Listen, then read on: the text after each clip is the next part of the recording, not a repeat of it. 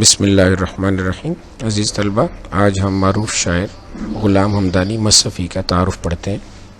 شیخ غلام حمدانی مصفی پیدائش کا سال ہے 1751 یعنی 1751 اور وفات کا سال ہے 1844 1844۔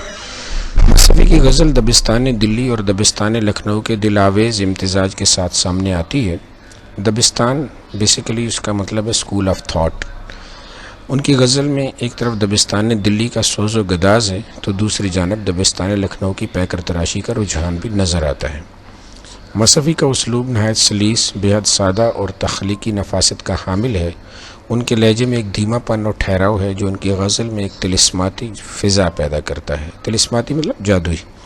مصفی کو غزل پر ایک استادانہ کمال حاصل ہے، یعنی مہارت حاصل ہے۔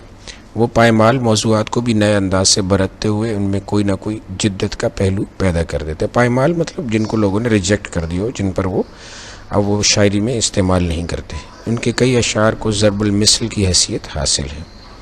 مولانا محمد حسین آزاد نے آب حیات میں لکھا ہے کہ یہ اصول فن سے بال برابر بھی نہ سرکتے تھے۔ کلام پر قدرت کامل پائی تھی، الفاظ کو پس و پیش اور مضمون کو کم و بیش کر کے اس در و بس سے شعر میں کھپاتے تھے۔